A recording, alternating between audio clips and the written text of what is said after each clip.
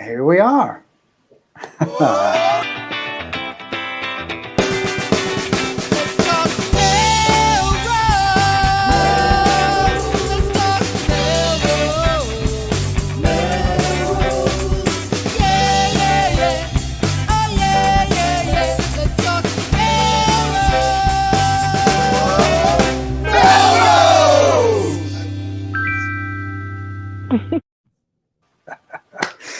Good evening, Melrose. I'm doing my best Tom Catalini impersonation tonight.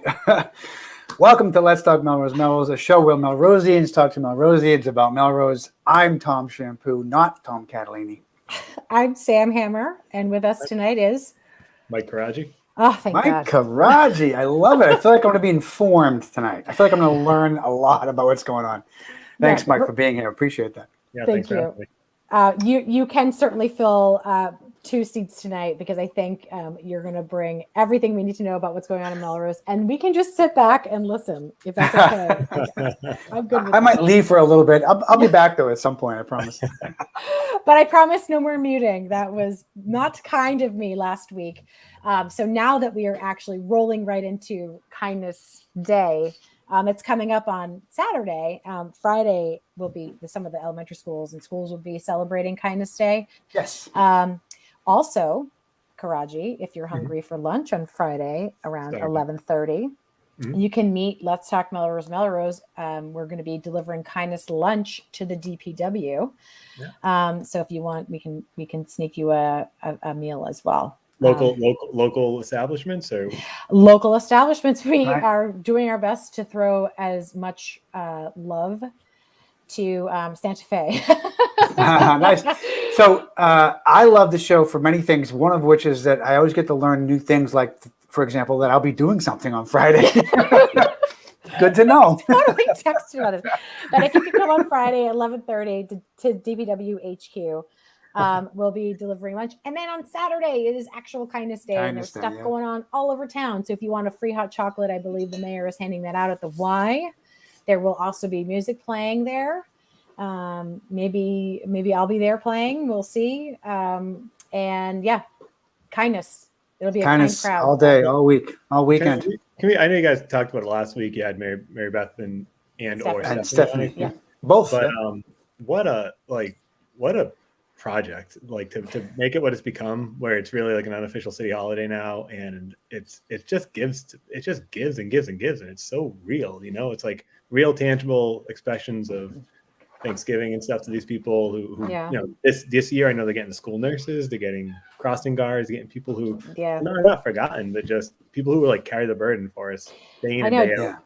Did you know the origin of how it started, right? Were you familiar? What was that? With how it started, the origin? I am, yeah. Okay, great. So we talked last week. You should totally watch because you haven't. I disclosed that we were fighting quite a bit on the Kindness Day show. Well, that's why it was an unprecedented kindness show. But you should watch, because one thing we talked about, which I'd love your take on when it comes to talking about the mascot and other things later, was that, they discussed about how they reclaimed the day. They reclaimed the negative day and turned it into something really positive. So I asked, how do we do that now for some of the negative press and not you necessarily, negative things that are happening and conversations that are happening in Melrose? How do we turn that around and reclaim it? So totally for everybody, because you don't want to feel like it's adversarial or one-sided. But you're right. There's an opportunity somewhere, somehow, for people to step in and help us bridge gaps that feel like they shouldn't be there. So that's all. Come back with answers if you can, or an article.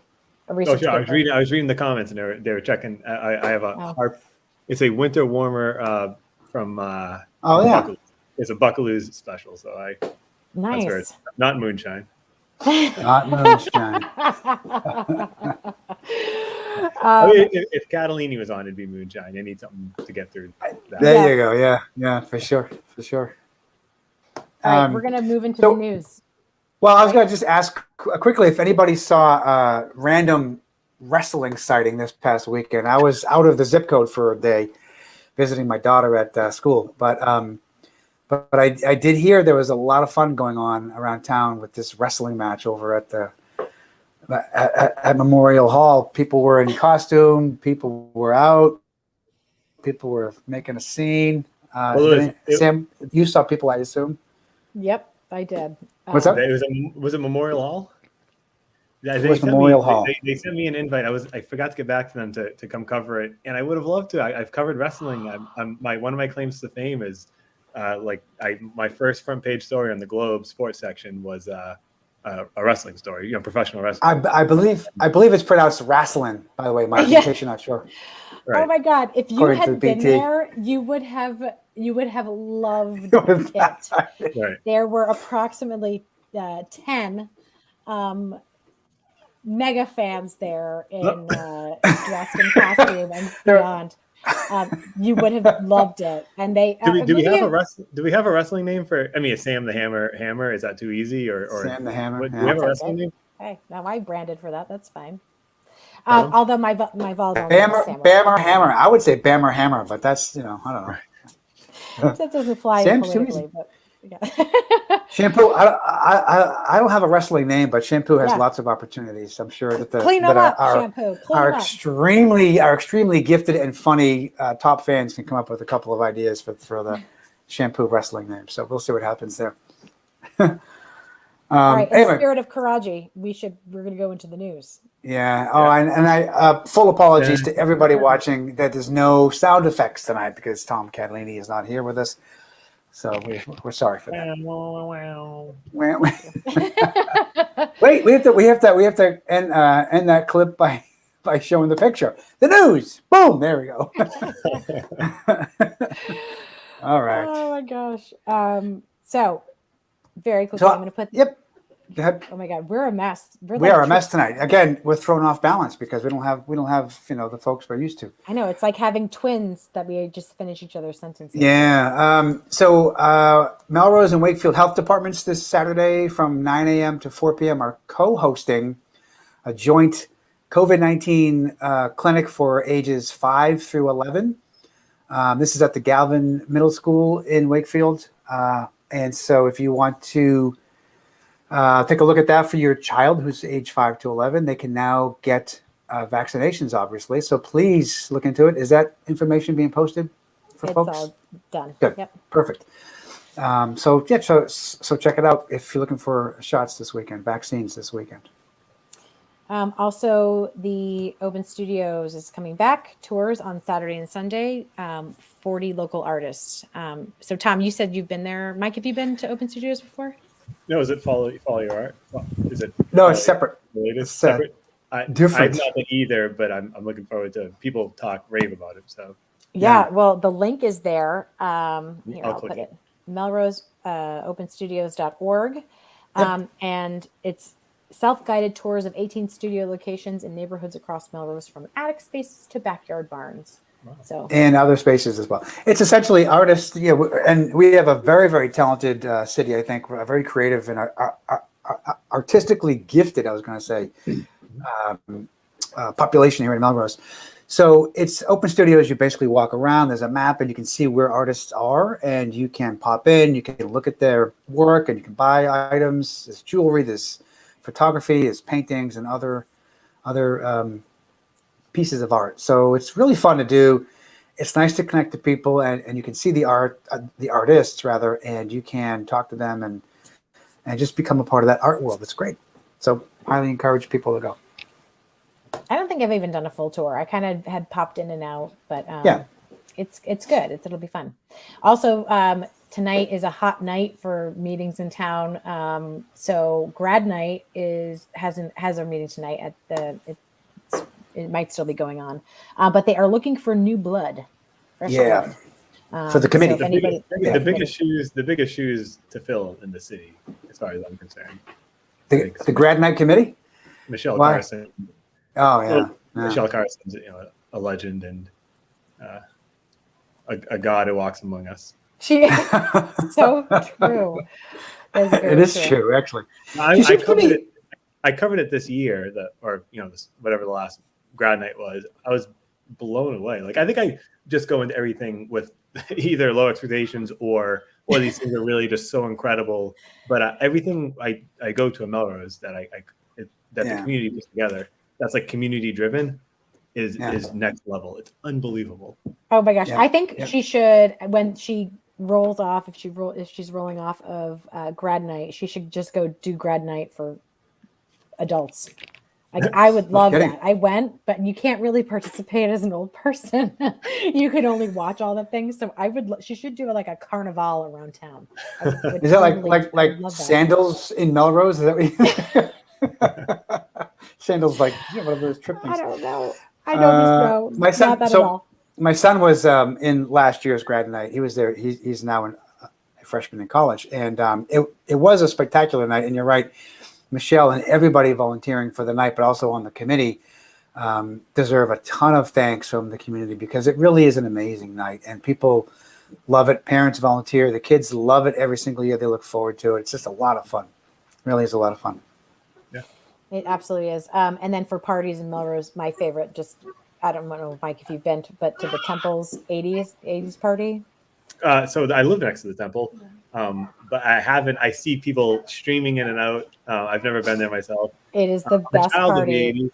But it is the best party in town all year, hands down. It's a fun party. Yeah, it was a fun party. Yeah, by far. So now I've got a surprise for the LTMM community and you guys as well. Oh my God! Oh no! Wait! Oh, look at that! All right, that is absolutely perfect. Oh my God. Right. And so I just wanted to show how. What now? So wait, tell us the baby's name again. Henry. That's right, Henry. Nice. Oh my God, he makes the best facial expressions. Thanks to the LTMM community for that gift.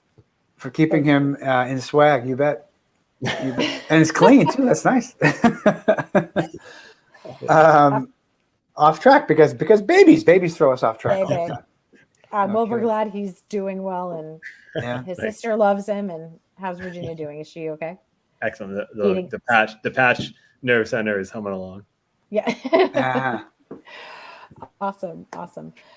So if you're interested in some more news, that you didn't actually, we talked about this earlier, you had not heard that the middle school play, The Descendants, is they're performing this weekend in the gigantic theater auditorium at the middle school. Have you been in there? I think it seats like 900 people. It's huge. No. Yeah. Oh my gosh. It's like professional. It's gorgeous. And it's a great place. I remember walking in for the first time, not even believing that this was a public school auditorium. Like, that's how cool and classy this place is.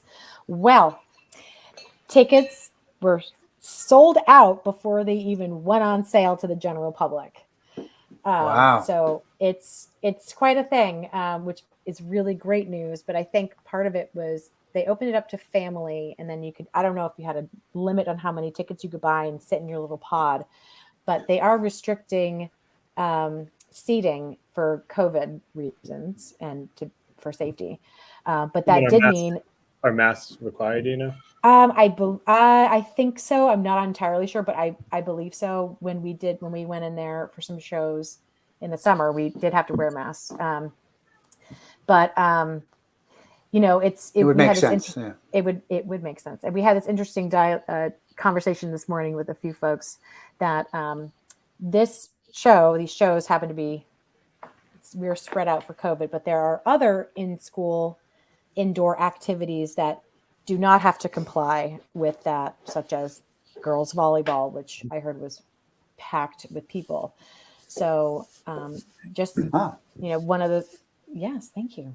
So there just seems to be, maybe, I don't know who makes, I'm not there yet, so I don't know who makes the policy and sets the rules, but obviously some inconsistencies with indoor school activities and policies, but also with the play specific, that generates revenue for that organization, for the middle school, the shows and the drama program and theater program. So limiting the number of seats, and then selling out these shows before it even opens to the public. Like, we did not get tickets yet.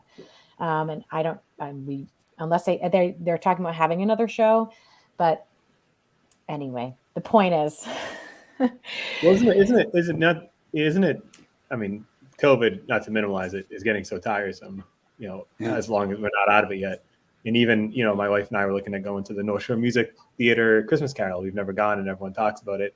And even then, the only reason I don't want it, mask required, but I don't know about sitting in front of, they're not restricting seating, so everyone's packed in with each other, and Right. it's just something that, even I go into the middle school play, at least they have it where they're pods and people are separated, which sounds like something I'd be more willing to do than to sardine in with everyone else. Yep. I do appreciate the thoughtfulness around the spacing.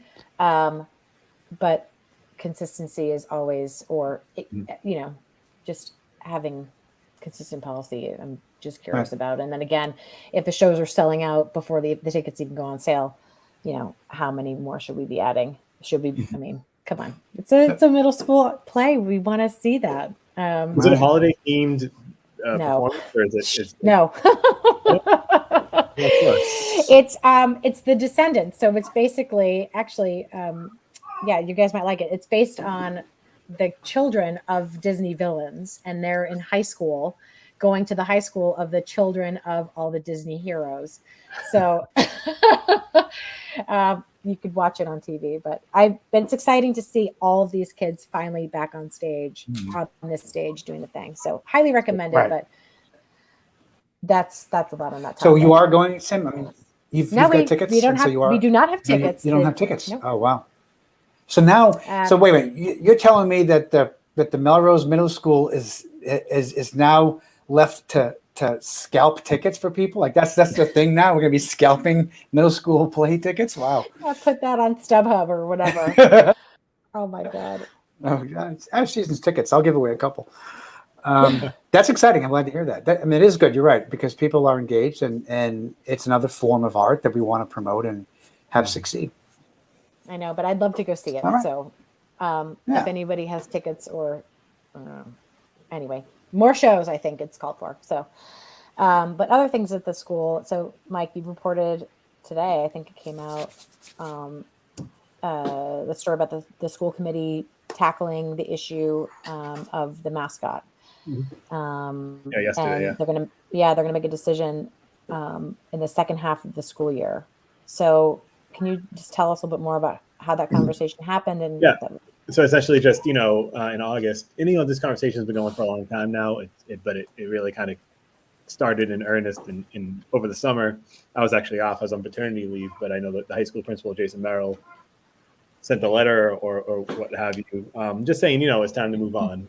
We're not going to stick with this mascot. Obviously, we know what it is, and we're not going to stick with the mascot for reasons that are, I think, understood by most people, especially today, where Wakefield just dropped their mascot, the Warrior mascot, that had they dropped their logo, and the logo was a Native American with a large headdress, and and just anyways, we all know the backstory behind it. But that kind of started it off, and they sent out a survey asking people, well, what do you want to change it to? Let's get some ideas flowing. And then some people, and regardless of what you feel about the merits of the change or it's keeping it or the discussion itself, there were some questions about the process of it. Does a high school principal have the authority to unilaterally say, we're going to change this, and this is what we're going to change it to? Or does it belong with the school committee? Now, there's some people who think that legally it belongs to the school committee. I asked the school committee chair, Jen McAndrew, on Friday, and on Monday she had said, she had come out and said that the school committee she didn't really opine on like who has the authority for it necessarily, and I don't know if there's like a legal opinion on it, but she said they're going to handle it, and they're going to vote on it in the second half of the school year. So that's kind of like the timing of it. Like that's why it kind of came up out of the blue. I mean, they're not going to talk about it for another few months. I don't intend on writing about it or hearing much about it over the next few months until it kind of ramps up again. But that's kind of where it came from. And it's I will say this, these things are super divisive, as a lot of silly stuff is. Not that this is silly, but a lot of stuff that isn't as important as, the real meat of like what the school committee should probably be able to spend most of their time with. And, in Wakefield, it almost tore them apart. And in a lot of these communities that drop these mascots or have these discussions, it really does some damage. So yeah, I'll have more in it. My suggestion as a resident and as someone who I would just always caution people to just listen to those who are affected. In Wakefield, they had a really great panel of Indigenous people when they were going through this whole thing, and they kind of talked about their experience with it.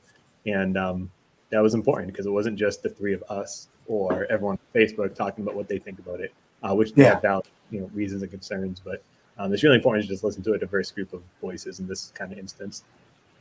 Well, I think since the notification went out in August, I think people have been waiting to see what the public process is. And we talked earlier today, Mike, we were texting about the article you had written a few weeks ago and a link to a survey that I don't know where they're looking for ideas, and we shared it on the show, but I was looking for that earlier today, and I think that was the only place that I found that survey. So I don't know if it was meant for, there was an option for parents of students. I don't have students in the high school, so maybe that's why I didn't get it. But it just seems that it was a great survey to have, or at least it's something that's had. I'm always looking forward to seeing any result of any surveys we take here. But again, it wasn't open to the general public. And I'm just curious about, or at least I didn't get it in that way. I only got it from you. I'm curious if you had any insight or heard anything about what the public process is actually going to be, what that dialogue is going to look like. Because I think public comment before school committee meetings, although are there for public comment, are not necessarily the best platform to have this conversation. So did you get any sense for what that process will be? Oh no, all I had, what Jen McAndrew had told me, what I wrote in that story, and what they posted as a statement on the school committee social media feeds. That's what I have right now. It's going to be a couple months until they take it up, it seems like. So at that point, I think that the school committee, my hope is that the school committee, and I'll extend this to the superintendent and the city in general. We always talk about communication issues, here, I think in Melrose. I think I'd like to think that they're aware of the fact that they need to bring people in. And that doesn't mean to let people dictate the conversation or the results, but they need to bring people in. It needs to be very inclusive, very, you only get one shot at these things very often. Yeah. And you just want to bring people in. I'm a huge proponent of just letting everyone have their say and not demonizing anyone for, there are going to be a lot of people who are against this. And, the three of us live in Melrose, and we know what that means for those people. They're going to be viewed a certain way. And there are a lot of people who are going to be for this. And we know that they're going to be viewed a certain way from the other side. And we just need to say, hey, these people have opinions, and how do we find the most common ground possible? But like I said earlier, I think it's important to give a lot of extra weight to different voices in the community and people who might be affected by this in different ways. Right. But process-wise, I have no idea. I would like to think that they are going to really take pains to bring in everyone that they can and merely take their time with this. It's interesting because I think you're right. Everyone's going to have a strong opinion about it, and even folks who have kids in high school will have a very strong opinion about it. But there's another side to that, which you just mentioned about the process that Wakefield went through, bringing in Indigenous people to talk about their perspective and their views and their experiences that supersede, I think, a lot of what we feel because we just feel it because we live here. So I think it'll be an interesting process. I'm curious to see if there is or how much of a public process that will include, because the chances are pretty good that it'll devolve pretty quickly on Facebook and other places like that. But it is important that others have the opportunity to inform the process, meaning their experiences, their perspectives, and their views, and all that's being shared. So I'm with you, Sam. I think it should be an open process. It's an emotional process, unlike anything else, I think, in some ways. So I'm really hopeful that we'll come together, and before it starts, there'll be a public forum aspect of it. During the process, there's other opportunities to engage as well. So I'm hoping that happens. We'll see. We'll see how it goes. And I know, like, in the grand scheme of the things that are happening in our public schools, this is taking up a lot of oxygen and a lot of time. But I think the time is well spent, knowing that this is a conversation that has and will continue to divide this community even more than it already has. And there have been issues. It seems like almost every week there's something here where people don't agree, and there's not a lot of space to meet and talk and discuss these issues before there's a decision that's been made. So I think, out of respect for the community that's been through so much in the last several years on top of a pandemic, having a real good process for even how we engage in conversation, even if it has to be on this topic. But I really think it's important for people to remember that this, beyond the actual substance of the conversation, there's a larger ripple effect where the current students, the younger students, they're watching this, and they don't want to see adults acting like complete animals on both sides. And I think it's important for people to remember, anyone who's going to have an opinion on this should share it, to remember that, you want the current school community, the children, the students. I want to know what they think about this. I want to know, how they feel about it.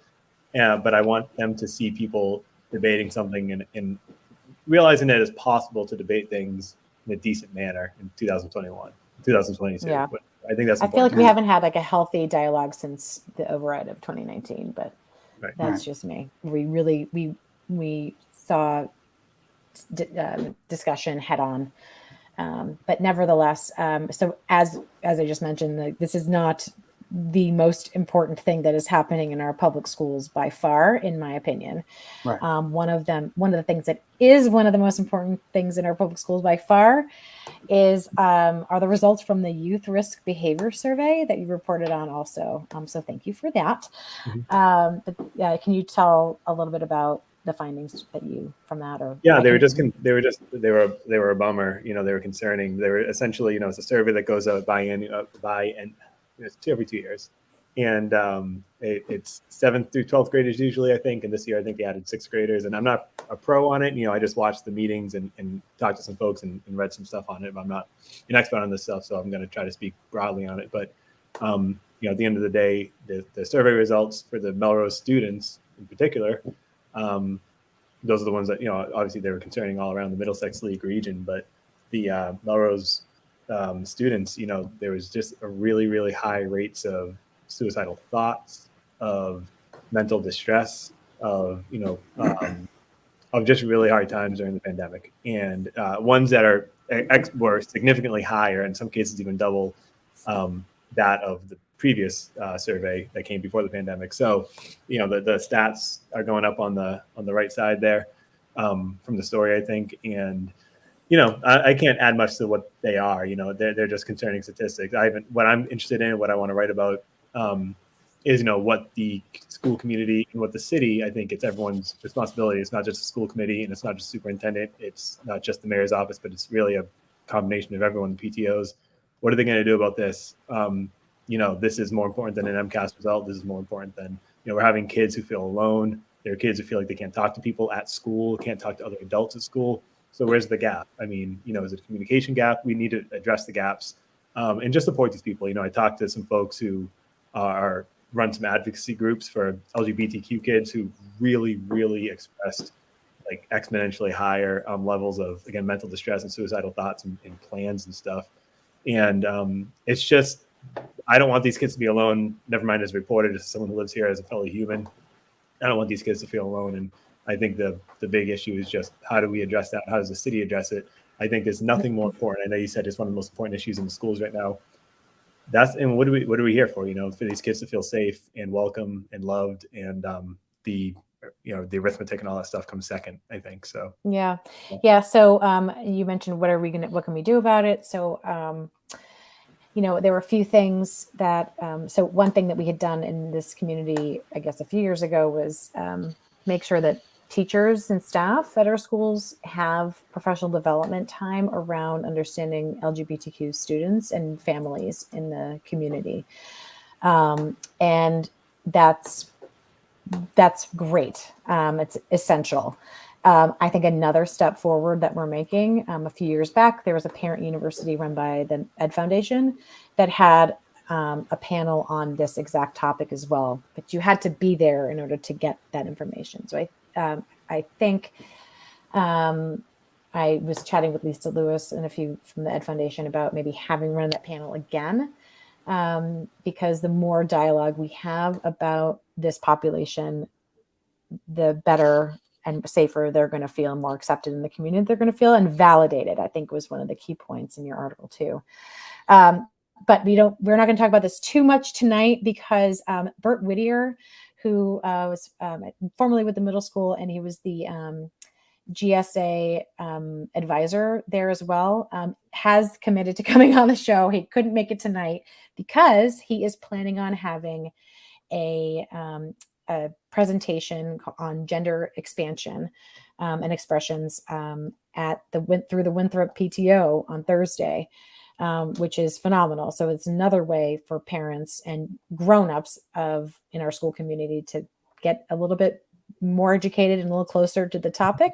And I'll point out, John, that says in the comments here, but QPR training saves lives in mental health first aid, and I know that the district is putting that out there, the QPR training for staff, and awesome. They've been in the school committee. I just want people to remember too, it is the LGBTQ students, again, they are by far the highest risk for these, but multiracial students, female students of color, and just different, Asian students. There was a lot of demographics that were a particular risk, and I just I just want to just say it so that anyone watching this, it's just if that's one of their students or one of their children, or if for some reason the kid is watching this, and that's not good. What a kid should be watching right now is the LGBT. Right. But right. If anyone is, it's widespread, and it's really stunning to see some of those numbers. So yeah. Well, we're gonna have Bert on the show, and he's gonna I say he's like our local Mr. Rogers. So just one of the nicest guys in town, who can speak very eloquently and clearly about children and families in this community. So he'll be coming on soon. But Tom, you were still muted. Your lips are moving. Ta-da, here I am. I want to ask Mike a quick question, because you've got a platform. You write for The Patch, and so do you feel like there's an opportunity to write more articles and more stories about this issue so that people are more aware? Because it is impacting the entire community. So of course, you have an opportunity to. It's a lot of it is. Gosh, I mean, I even reporting the results of that survey, reaching out to, I think it was Tony Leone maybe from Nagley, just to get some perspective, because I feel so ill-equipped to talk about it. Even now, I'm just kind of like riffing with you guys, but it's such serious, important stuff where I would hate to give any ill information on any of this stuff. But I do think there is. I think there's space for it. I would really encourage people to, this isn't a plea for page views or anything, but it is disappointing when I mentioned it on social media, but the Halloween story that we all kind of say, what's so important about Halloween really, compared to something like this? Well, the Halloween story gets, probably 98% higher page views than this, and it's not just, I certainly want to write about these things. I hope people make it possible to write about this stuff more and more and more, just by taking the time to learn about it, to share it, to talk about it, and to really invest in it like they invested in the Halloween issue or something like that. So yes, to your point, there's a platform for it. I hope to kind of leverage the platform for that, because like I said, I mean, the city has an opportunity to help these students. I know the city is sitting on so much money from all this federal relief money that's coming in, and right. I can't think of enough. Yes. And and I understand, the AAA bond rating or the AA bond rating, whatever these things are, they're very important. But what is the point of having that stuff if you can't, and the students and the children? I'm raising a kid here, and it's between, taking out a low interest loan on a salt shed or a project around town, or really invest an extra $3, $5, $10 million, whatever it is, in the mental health of the students. It's not even a conversation worth having. So that's where I want to be able to maybe leverage this platform a bit more than anything else, is to hopefully hold the administration to power in that. 2 kids. Thank you. Can I just say how happy I am that John Wallace is watching the show?